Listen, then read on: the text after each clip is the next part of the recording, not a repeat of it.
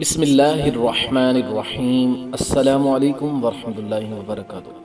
خواتین و حضرات، قرآن مجید فرقان حمید رب تعالیٰ کا بابرکت مقدس کلام ہے جو پڑھنے والوں کی رہنمائی کرتا ہے۔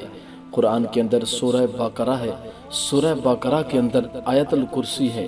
اس کے پڑھنے کی بے حد فضیلت ہے، اور خصوصی طور پر جب رات کو سونے لگے تو جو شخص اس کی تلاوت کرتا ہے، آیت الکرسی پڑھتا ہے، اس کو فائدے کیا ملتے ہیں۔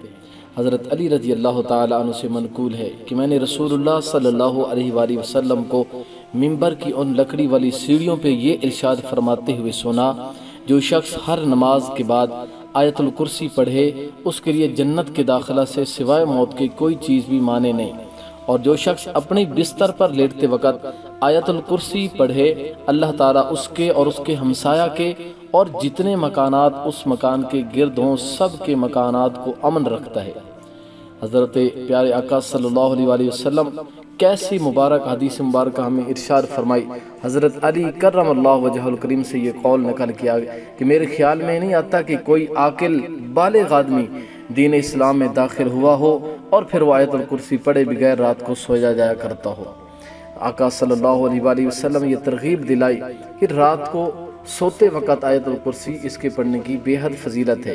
ابن مسعود رضی اللہ تعالی عنہ نے فرمایا، امام شعبی کہتے ہیں ابن مسعود رضی اللہ تعالی عنہ نے فرمایا، نبی کریم صلی اللہ علیہ وآلہ وسلم کے صحابہ میں سے ایک صاحب کی جنات میں سے ایک جن مرد سے ملاقات ہوئی تو انسان نے جن کو بچھاڑ دیا۔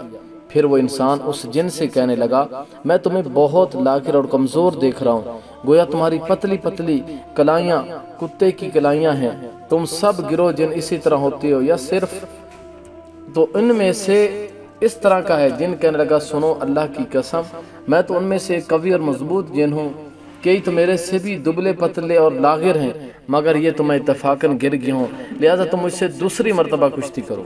اگر تم نے اس مرتبہ بھی مجھے بچھاڑ دیا تو میں تمہیں ایسی چیز سکھاؤں گا جو تمہیں فائدہ پہنچائے گی۔ انسان نے کہا، بہت اچھا۔ پھر دوبارہ بھی اس کو بچھاڑ دیا۔ جن نے کہا، کیا تم آیت الکرسی پڑھا کرتے ہو؟ کہنے لگا، تم جس گھر میں بھی رات کے وقت آیت الکرسی پڑھو گے اس میں سے شیطان اس ذلت سے نکل کھڑا ہوگا کہ گدھے کے گوز کی طرح گزمارتا ہوا ہوگا، صبح تک اس گھر میں ہرگز داخل نہ ہو سکے گا۔ حضرت عبداللہ بن مسعود رضی اللہ تعالیٰ عنہ سے پوچھا گیا، یہ کشتی کرنے والے صحابی حضرت عمر فاروق اعظم رضی اللہ تعالیٰ عنہ تھے؟ کہنے لگے، میرے خیال میں یہی ہے کہ ایسے شخص عمر ہی ہو سکتے ہیں۔ آقا صلی اللہ علیہ وآلہ وسلم نے ارشاد فرمایا، ہر چیز کی ایک کوہان بلندی ہوتی ہے، اور قرآن کی کوہان و بلندی سورہ بقرہ ہے، اور اس میں ایک ایسی آیت ہے جو قرآن کی تمام آیتوں کی سردار ہے، اور وہ آیت الکرسی ہے۔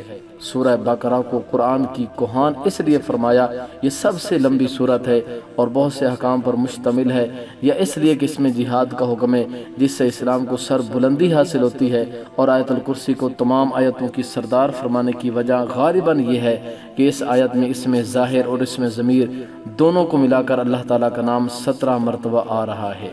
اللہ تعالیٰ ہم سب کو بھی آیت الکرسی پڑھنے کی توفیق عطا فرمائے۔